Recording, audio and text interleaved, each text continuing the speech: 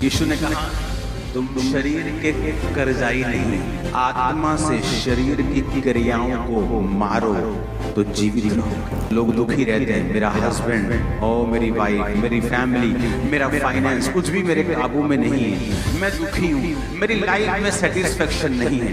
क्योंकि तुम या तो अपने शरीर को सेटिस्फाइड कर लो तो या वैसा जीवन पालो जैसा प्रभु देना चाहते। पहली चीज जो आपको बनानी है वो है स्पिरिचुअल लाइफ। अगर वो खतरे में है, आपकी पूरी लाइफ खतरे में है।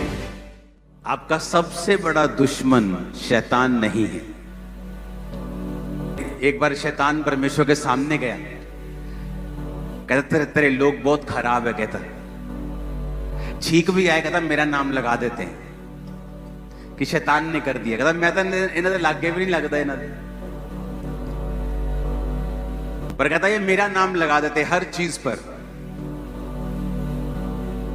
जबकि आपका सबसे बड़ा दुश्मन आपका अपना शरीर है, शैतान नहीं है। और पौलुस कहता है हम शरीर के कर्जदार नहीं हैं कि शरीर के अनुसार दिन काटे। जब ये सेवकाई स्टार्ट हुई, अब ये सेवकाई जब चल रही है, इतनी लो परसेंटेज है कि 100 में से एक भी नहीं है उस तरह का विश्वासी जिस तरह के विश्वासी हम थे। हमारी टीम जब चलती थी परमेश्वर में, दिखते ही नहीं विश्वासी वैसे। पूछो रोजे रखते हो? नहीं, हफ्ते में एक बार। और हमारी टीम में ऐसी लड़कियां मौजूद थी, 22-23 साल की उम्र में शादी हो गई, एक बच्चा हो गया। उसके बाद जब वो प्रभु में बढ़ी तो हस्बैंड शराबी था, नशेड़ी था, छोड़ के चला गया, वो सेवा में चली गई।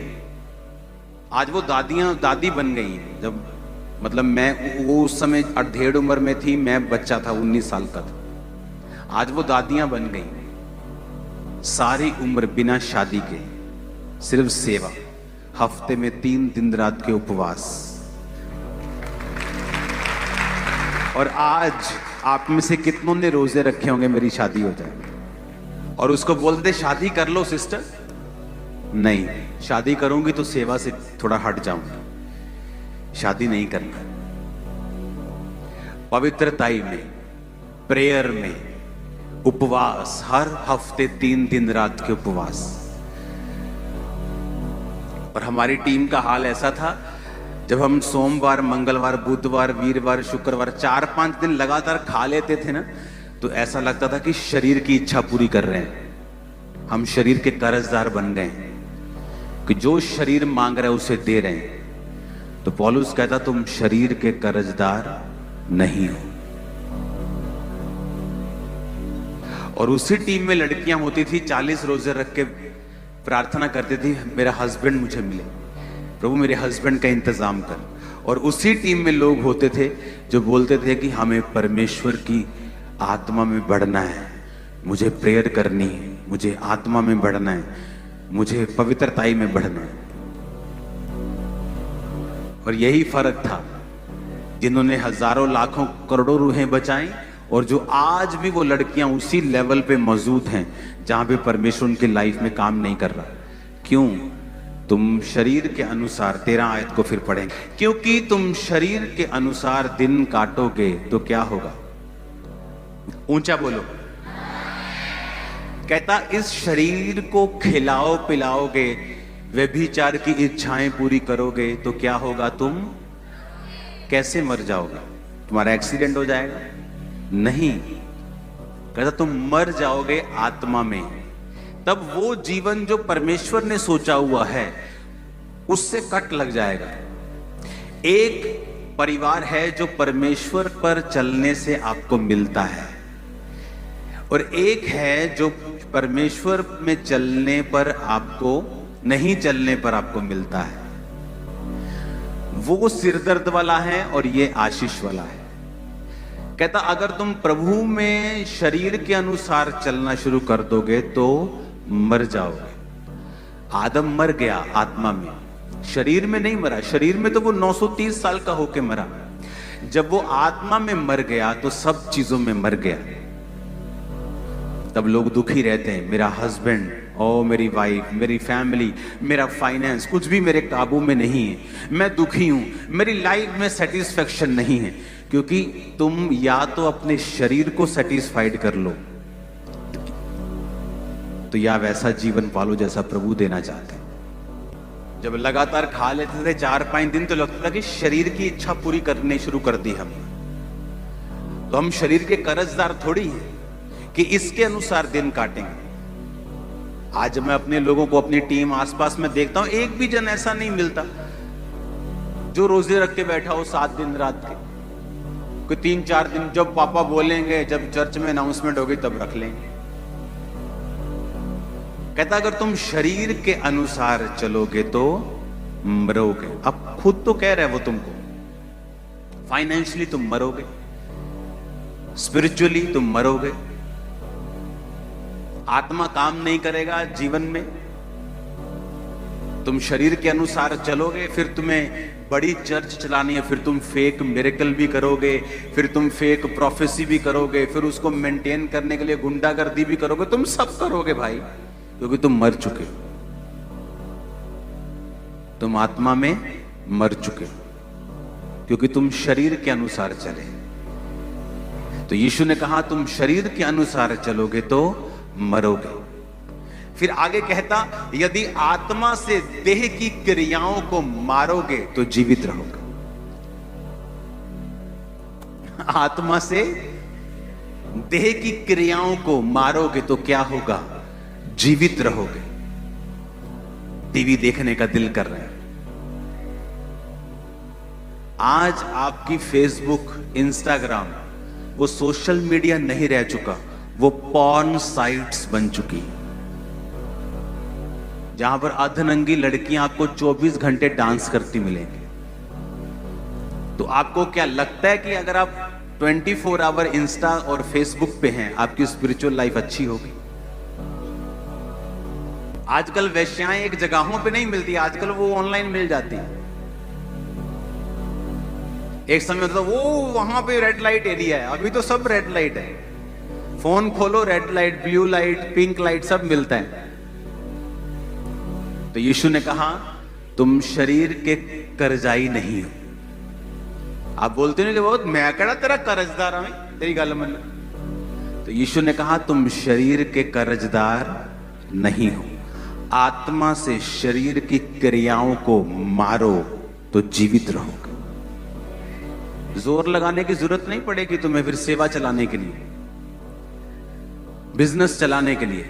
आत्मा तुम्हें गाइड करेगा, तुम्हारी अगुवाई करेगा, परिवार में आसानी होगी, लाइफ आसानी से चलेगी। जहां से मैं निकला हूं फुल टीम रोजे रखती थी, रोज हर हफ्ते 3 दिन रात, दिन रात, दिन रात, 3 खत्म, 3 दिन के शुरू, प्रार्थना सुबह शाम शाम। कहां मिलती कलीसिया अब ऐसे? अगर आप उसी कलीसिया में हैं तो फिर कॉन्ग्रेचुलेशन साहब, क्योंकि सिर्फ चर्च में आने से आप कलीसिया नहीं हैं। अगर आप इन बातों को फॉलो नहीं करते फिर आप कलीसिया नहीं। बंदा बिजी है इसलिए रोजे नहीं रखता,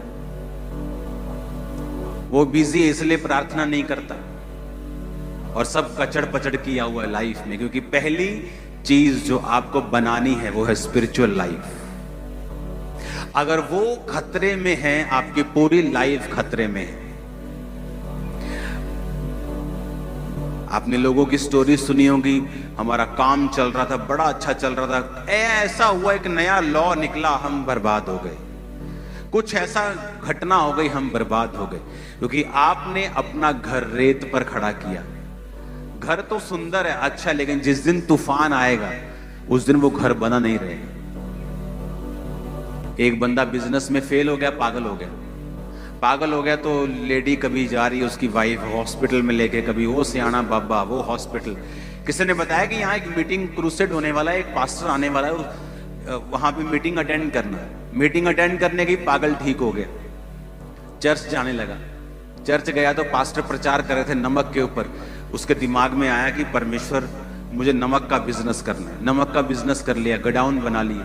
जब बड़े बड़े गोडाउन बन गए, वो पास हो गया, बड़ा बड़ा आदमी बन गया। एक दिन उस देश में बाढ़ आई और नमक के सारे गोडाउन खराब कर दी। पास्टर को फिर टेंशन कि अभी तो भाई निकला है इस प्रॉब्लम से। भागा भागा गया उसके पास, तो वो गीत गा रहा था, प्रभु का धन्यवाद करूंगा, उसकी संगति में सदा रहूंगा। उसने पूछा क्या हुआ तेरे को, तू सच? उसको लगा शायद सदमे, पागल हो गया कि अभी गीत गा रहा है, शायद सदमा लगा। कहता पास्टर जी मुझे कोई सदमा नहीं, पहले मेरे जीवन में यीशु नहीं था, अब मेरे जीवन में यीशु। दोबारा वही बिजनेस किया, फिर करोड़ों में पहुंच गए। वही बिजनेस में फिर प्रभु ने बढ़ाया उसे। स्पिरिचुअल लाइफ पहले नंबर पे है, क्योंकि यीशु ने कहा अगर आत्मा के अनुसार चलोगे तो जियोगे, शरीर के अनुसार चलोगे तो मरोगे। आत्मा से शरीर की क्रियाओं को मारोगे। क्या है शरीर की क्रिया? सिगरेट, कश लगाने का दिल कर रहा है, शरीर की क्या है क्रिया? शराब पीने का दिल कर रहा है, शरीर की क्या है? डांस करने का बॉलीवुड के गाने पे दिल कर रहा है, क्या है शरीर की? किसी ने कुछ कहा दिया, आपको गुस्सा लग गया, आप उसको मारना चाहते हैं, तेरे को मार दूंगा, वो शरीर की क्या है क्रिया? वो आत्मा की क्रिया थोड़ी है, वो शरीर की क्या है? तो शरीर, आत्मा, आत्मिक जीवन से शारीरिक जीवन आने में मिली सेकंड लगता है। एक पल में आप आत्मा में और एक ही पल में आप शरीर में जा सकते हैं। तो पौलुस कहता मैं अपने शरीर को मारता, कूटता और वश में लाता हूं। कैसे मारता? मुक्के मारता था वो। कंट्रोल में करना अपने आप को, कंट्रोल में रखना अपने मोबाइल को, अपने बोल को, प्रेयर लाइफ को, फैमिली को। परमेश्वर कहता मैं सदोम को नाश कर रहा हूं, मोरा को नाश कर रहा हूं, पर मैं जो नाश कर रहा हूं क्या मैं अपने दोस्त से छुपा के रखूं? कौन था दोस्त? अब्राहम। परमेश्वर सोच रहा है देखो, मैं अपने दोस्त से छुपा के रखूं? नहीं, मैं इसको बताता हूं। वो अब्राहम को बताने लगा। अब्राहम सवाल करने लगा, प्रभु अगर वहां 50 धर्मी हूं तो क्या शहर छोड़ देगा? छोड़ दूंगा। अगर 40 निकले, 45 निकले, 30 निकले, 20 निकले, तो परमेश्वर से वो बातें करने लगा। परमेश्वर कहता ये मेरा दोस्त है। पता है क्यों? कहता क्योंकि अब्राहम अपने बाद अपने परिवार को भी आज्ञा देगा कि यहोवा की विधियों पर, कि मेरा पैसा पुत्र तेरा उदों ही है जब तक परमेश्वर तेरी जिंदगी च। Strong decision. आज आपकी बेटी व्यभिचार में हो, बेटा व्यभिचार में ना, मैं तानी अपने बच्चों ਨੂੰ फोर्स करता है, ये जिथे जाना चाहते हैं उत्थे जा सकते हैं। तुम्हारे बच्चे, यीशु ने कहा अगर तुम छड़ी नहीं चलाओगे तो तुम बुरे पेरेंट्स हो, तुम बुरे माता पिता हो। अब्राहम कहता तुम्हारी ऐसी की तैसी न्याणियों, आप परमेश्वर है यहोवा, इस तो इलावा जे इधर उधर देखिया तो कंगाल कर देना तुम। समझ आए? स्ट्रॉन्ग डिसीजन परमेश्वर के लिए। अगर आप खड़े रहेंगे तो प्रभु आपके साथ खड़ा रहेगा। आप प्रभु के वचन के साथ नहीं खड़े रहे, आपने किसी चीज पे स्टैंड नहीं लिया। आपकी बच्ची बिगड़ती रही, मम्मी सोचती रही नहीं घर च कलेश होगा। वो कब छोटा सांप उत्पत्ति वाला प्रकाशित वाक्य में अजगर बन गया पता ही नहीं चला। वो छोटा सा पाप कब आपकी बेटी के अंदर ऐसे बड़े गुनाह पैदा कर देगा कि वो कभी अपनी मैरिड लाइफ में सेट नहीं हो पाएगी, अपनी लाइफ में कभी सेट नहीं हो पाएगी, क्योंकि उसकी मां ने उसको रोका नहीं। कहता शरीर के अनुसार चलोगे तो मरोगे। तुम्हारे दिल में कोई घुस नहीं सकता। तुम आंखों से देख रहे हो, व्यभिचार कर रहे हो, शरीर की क्रिया है, कहता इससे तुम्हारा जीवन में मौत एंटर करेगी। फिर तुम लाख कोशिश करोगे तुम्हारा बिजनेस जीवित हो, कमेटियों पे कमेटियां उठाओगे और सब बीच में आएंगे और मर जाएंगे। क्योंकि अगर तुम्हारे अंदर जीवित है तो सब मुर्दा चीजें आएंगी और जीवित हो जाती हैं। अगर मरा हुआ है तो सब जो जीवित भी आते हैं वो भी मर जाते हैं।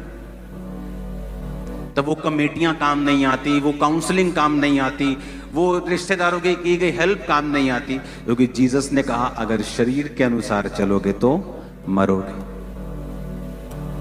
और वो ये कह रहा, कहता तुम शरीर के कर्जदार थोड़ी हो,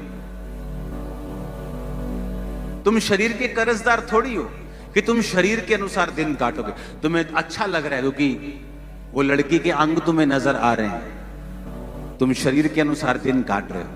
फिर मौत का भी इंतजार करना, क्योंकि जो तुम्हें परमेश्वर तुम्हारी लाइफ में करना चाहता है वो कभी नहीं होगा। उस पोजीशन पे तुम स्टक हो जाओगे। अपने पड़ोसी को बोलो शरीर के अनुसार चलोगे तो मरोगे। आत्मा से देह की क्रियाओं को मारोगे तो जीवित रहोगे। कैसे पॉसिबल है? वही शरीर हमारे हैं, वही आपके हैं, वही पौलुस के थे। इस शरीर की इच्छाओं को काबू में रखना है। मैरिज नहीं हुई फिर भी पाप में नहीं गिरना। Fasting, prayer, fasting, prayer, fasting, कब्जा करना अपने ऊपर। हर टाइम प्रेयर, हर टाइम फास्टिंग, प्रेयर, फास्टिंग। आपके शरीर को समझ अगर आप दिन रात के रोजे रखेंगे आपको मालूम होगा कि आप अपने शरीर के ऊपर कब्जा कर रहे हो। आप उसे वो नहीं दे रहे जो वो मांग रहे हैं। उनका शरीर हावी होता है जो फास्टिंग नहीं करते और प्रेयर नहीं करते। उनके शरीर हमेशा हावी रहते। वो फोन पे कुछ देखेंगे, कुछ गलत आ गया उसको कभी रिजेक्ट नहीं कर पाएंगे। पूरा देख के बोलेंगे प्रभु जी अग्गो नहीं देखते। फिर अगली रील, फिर कहेंगे प्रभु जी चलो आज अग्गो नहीं देखता। फिर तीजी प्रभु जी अग्गो नहीं देखता। प्रभु कहता कोई नहीं गिनी जाता। मैंने दस दी जो हो गई है तेरिया 500-700। क्यों? क्योंकि शरीर क्या है? हैवी। ना प्रेयर लाइफ है ना फास्टिंग है। जिस दिन 7 दिन रात के रोजे रखे होंगे तुम्हें लगेगा तुम मुर्दा हो इस दुनिया के लिए, और आत्मा में तुम्हें लगेगा कि तुम पहाड़ उखाड़ दोगे। हालेलुया। शरीर में वो लोग फाइट कर रहे हैं जिनकी प्रेयर लाइफ कम है और फास्टिंग कम है। वो फाइट कर रहे हैं। और जो फाइट कर रहे हैं शरीर में वो अगले लेवल पे नहीं जा पाते। क्यों? क्योंकि अभी वो उसी लेवल पे फाइट कर रहे हैं। अभी वो 8वीं क्लास में फाइट कर रहे हैं, तो परमेश्वर उनको अगली क्लास में नहीं लेके जा रहा, क्योंकि अभी शरीर के साथ फाइट चल रही। मैंने नहीं करना, मैंने करना है, मैंने नहीं करना, कर ले, नहीं करना, करना है, नहीं करना, बस इसी में उनकी लाइफ जा रही है। लेकिन जब आप अपने आप को डिवोट करके, अपने आप को अलग करके, अपने आप को टीवी से, दुनिया से अलग करके आप अपने आप को दे दोगे परमेश्वर के लिए और अपने आप को मुर्दा समझ लोगे। मुर्दे को भूख लगती है, मुर्दा शादी करना चाहता है। शादी करना बुरी बात नहीं, लेकिन अगर आपको व्यभिचार की प्रॉब्लम है और आप सोचें शादी करके मैं सुधर जाऊंगी, शादी करके भी आप सुधरेंगे नहीं, क्योंकि वो स्पिरिट है, वो जाएगी नहीं। आपको अभी अपने शरीर के ऊपर कब्जा करना पड़ेगा ताकि आप जयवंत जीवन जी सकें। मोर प्रेयर, मोर फास्टिंग, और प्रेयर और फास्ट, और प्रेयर और फास्ट। जब तक तुम अपने शरीर को जीत नहीं लेते हो, आमीन। तुम शैतान को बोलोगे ना चल 90 डिग्री इधर भाग, चल 60 डिग्री, चल 45 डिग्री, उधर ही जाएगा वो। लेकिन अब जब तुम शैतान को बोलते चल भाग जा, कहता हूं कोई नहीं, जाने रोटी खा लिए, फिर तेरे घर मटर पनीर बहुत टेस्टी बने, पिलाओ खा ली, क्योंकि आपके पीछे एनर्जी नहीं है। हालेलुया। जब दिन रात के फास्टिंग हम प्रार्थना करने के लिए जब बैठते थे, वो जो प्रेयर, तो ऐसे आत्मा में एक होता महसूस नहीं होता, हमें मालूम होता था कि ऐसा हो रहा है। तो जब मैं विश्वासी था, जब मैं प्रार्थना में उपवास में होता था, मुझे मालूम होता था कि मेरे सामने अगर लाखों दुष्ट आत्मा वाले लोग होंगे, लाखों आजाद हो जाएंगे, दुष्ट आत्मा निकल जाएंगे और मुझे कोई फर्क नहीं पड़ेगा। वो मालूम होता था, वो एनर्जी, वो फायर, वो परमेश्वर की सामर्थ्य आपके अंदर है, वो आपको मालूम होता था उस स्पिरिचुअल लाइफ में। पता नहीं लोगों को कैसे टाइम मिल जाता है। चर्च खत्म होने के बाद खाना खाते वक्त आप 15 लोग बैठ के चुगलियां कर रहे हैं, ही हु हा हु। मेरी लाइफ कभी ऐसी नहीं थी। जब तक ऐसी थी मेरी लाइफ खाली रही, मसा नहीं था। और हम महसूस करते थे कि यार अभी तो प्रेयर करके हटे, लेकिन खाली खाली क्यों लगता है। क्योंकि जैसे प्रेयर खत्म होती थी, लड़के लोग हम बैठते थे और गंदे मजाक करते थे। तो मजाक चलता था। वैसे लाइफ व्यभिचार में नहीं थी, लेकिन मजाक करते थे, अलग अलग ही हु ठट्ठा। जब समझ आई, अपनी लाइफ को अलग किया, जो अंदर जा रहा था फिर वो अंदर ही रह रहा था, शेद वाली थैली से बाहर नहीं आ रहा था। मैं तो हैरान हूं, जब मेरे को मालूम होता है लोग चर्च से उठकर जब ऑफिस में जाते हैं, इधर बैठ 15 लोग बैठे, चुगलियां चल रही हैं, खाना चल रहा है, बातें चल रही हैं। जहां ज्यादा बातें होंगी वहां ज्यादा अपराध भी होगा। क्रिश्चियन लाइफ एक बड़ी अजीब लाइफ है। या तो इसमें अपनी लाइफ को बनाकर ऐसी टेस्टिमनीज पैदा कर लो जो दुनिया में कहीं नहीं, या फिर आराम से चले जाओ जैसे चलते हैं सब। एक पढ़ाई है यूपीएससी, जहां आपकी जान, दिल दिमाग, गुर्दा, दिमाग सब लग जाता है। एक आप आराम से बीए कर लो, उसमें पढ़ना पड़ता है, फ्री नहीं होती, लेकिन अलग तरह की पढ़ाई है। या तो क्रिश्चियनिटी में, मसीही लाइफ में कुछ ऐसा करो कि आपकी टेस्टिमनी बन जाए और आप लाखों लोगों की ब्लेसिंग बन जाओ। फिर या अगर कुछ ऐसा नहीं विचार, फिर आराम से चलते जाओ। हालेलुया। मुझे शुरू से मालूम था इस मिनिस्ट्री की शुरुआत से कि मुझे क्या करना है, मुझे कहां जोर लगाना है, मेरा फोकस क्या है, मेरा टारगेट क्या है। हालेलुया। अपने पड़ोसी को बोलो, तुम शरीर के कर्जदार नहीं हो। फिर से बोलो ऊंची आवाज में। अपने आप को भी बोलो, आंखें बंद करके बोलो, मैं शरीर का कर्जाई नहीं हूं, मैं शरीर की कर्जाई नहीं हूं, मैं शरीर का कर्जाई नहीं हूं। बोलो 7 बार। मैं इसका कर्जदार नहीं हूं। बोलो 7 बार बोलो।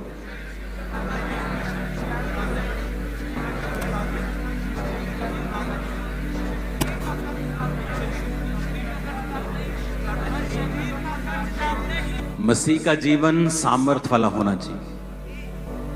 इधर मैंने फास्टिंग रखी होनी, इधर बाइक पे मैं विजिट करने के लोगों के घरों में जब जाता था, मैं आपको एक्सपीरियंस बता रहा हूं। बाइक हेलमेट लेके मैं चलता था, हेलमेट के अंदर से मुझे सामर्थ निकलती हुई दिखती, इतना सामर्थ फील होता था मेरे को। शुरू से लोगों को लगता है ये कैसे हो सकता है कि आपने एक चर्च खोली, पहले दिन 15,000 क्रॉस कर गई। ऐसा तो हमने कभी सुना नहीं।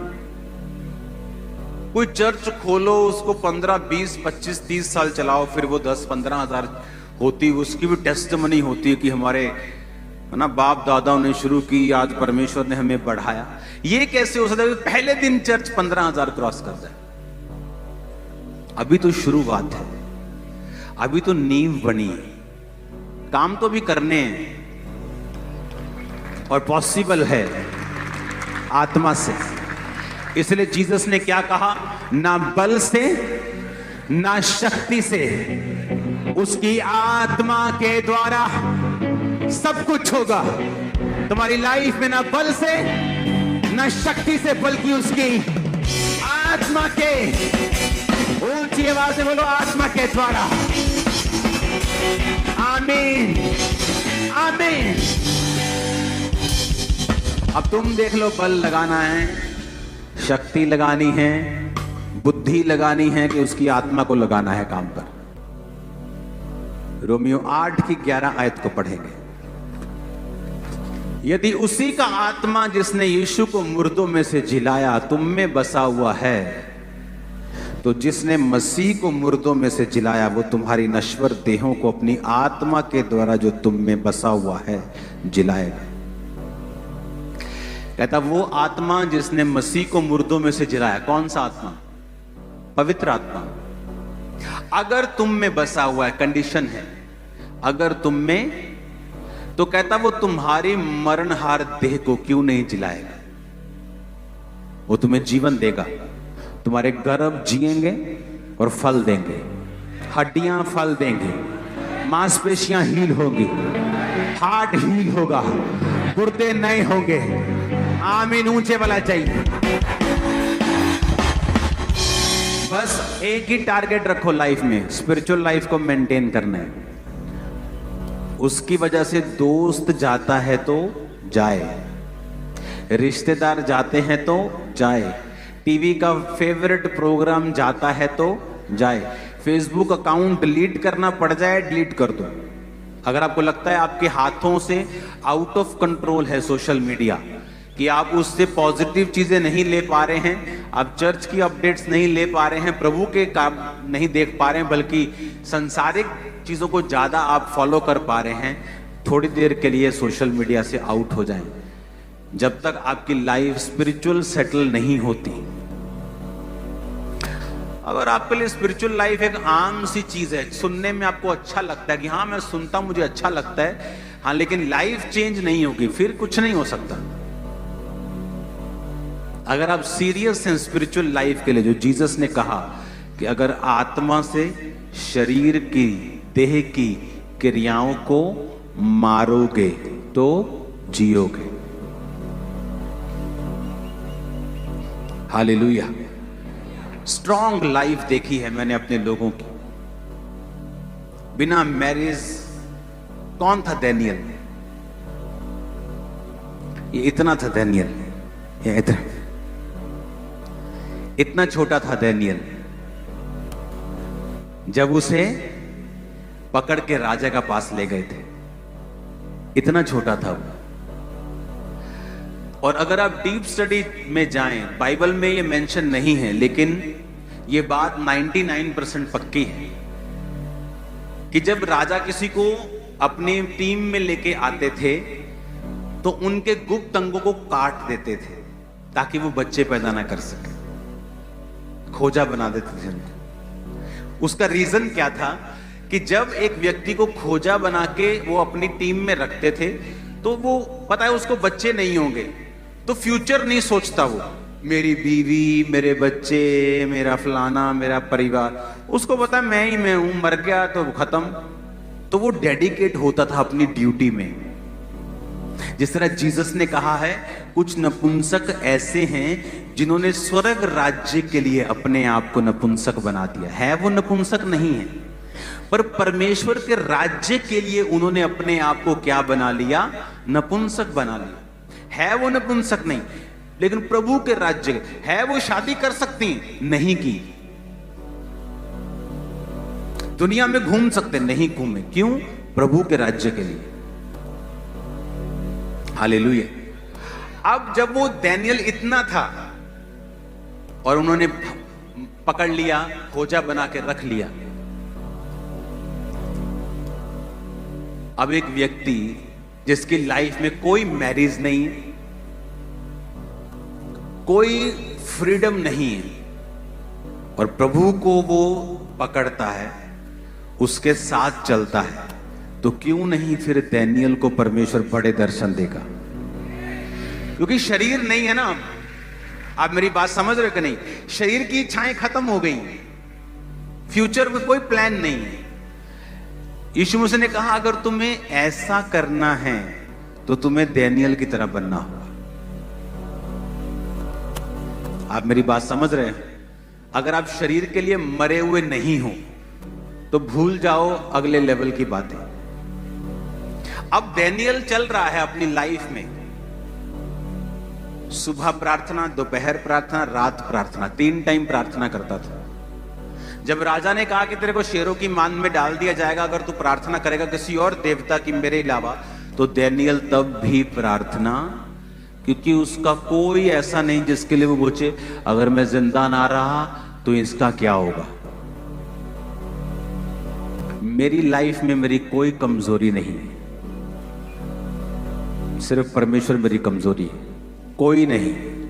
परिवार, सेवकाई, पैसा, नथिंग, कुछ भी नहीं। अगर कोई आपकी कमजोरी है तो शैतान उसी पे अटैक करता है। उसे पता है यहां आदमी कमजोर है। जीसस को बोला पत्थरों को बोल रोटियां बन जाए। जीसस के सामने वो नाचती हुई लड़की लेके नहीं आया। उसे पता अब तो भूख लगी है तो अब शरीर से रोटी से भरमाएंगे, तो रोटी लेके, उसको पता है शैतान को आपकी कमजोरी कहां है। अगर लड़की आपकी कमजोरी है तो हर 5 मिनट में नए कपड़ों में लड़की आपके सामने से गुजर के जाएगी, क्योंकि उसको पता है इसकी कमजोरी है। अगर पैसा आपकी कमजोरी है तो आपको हर तरफ से वो पैसों से भरमाएगा ताकि आप पैसे में गिरे। शरीर के अनुसार चलोगे तो मरोगे। आप दानियेल की जगह देखो, सोचो अपने आप को कि आप दानियेल की जगह हो। कोई परिवार नहीं, कोई फ्यूचर प्लान नहीं। प्रभु, आप सिर्फ प्रभु के साथ जीवन जीते हैं। आप रोज प्रार्थना करते हैं, उपवास करते हैं। आपका जीवन यही है और यही क्रिश्चियन लाइफ। जब ऐसी हो जाएगी आपको वो नजर आएगा जो पहले कभी नहीं आया, जो पहले कभी नहीं हुआ।